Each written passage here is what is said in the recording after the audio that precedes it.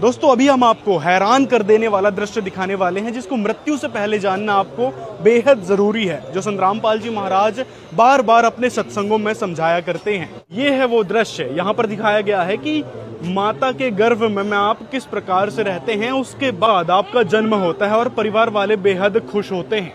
अगले में दिखाया गया है कि किस प्रकार आप बड़े होते हैं, बच्चे होते हैं, फिर आगे खेलने लगते हैं और फिर पढ़ाई की उम्र आपकी हो जाती है। अगले दृश्य में दिखाया गया है कि किस प्रकार आप व्यसनों में लिप्त हो जाते हैं।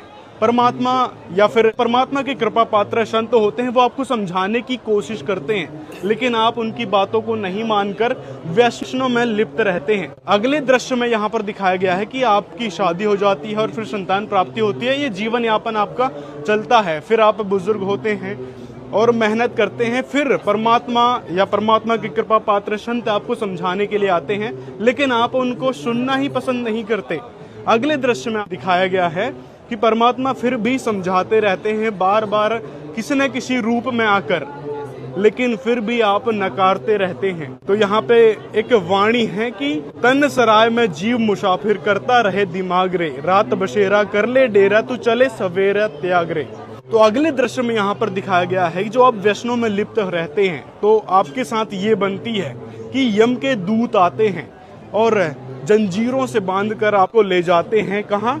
धर्मराय के दरबार में। यहाँ पर फिर आपके पूरे जीवन का लेखा जोखा होता है कि किस प्रकार से आपने क्या कर्म किए। आपके पूरे जीवन का यहाँ पर देखिए किस प्रकार से लिखा है कि आपने क्या किया और किस प्रकार से संत आए थे, आपको समझाया करते थे, लेकिन नहीं, आप उस आन उपासना में ही लिप्त थे और वैष्णव में ही लिप्त थे और परमात्मा की बातों को या फिर संत जो परमात्मा के कृपा पात्र संत होते हैं उनकी बातों को ना मानकर आपने ये सबसे बड़ी भूल की है।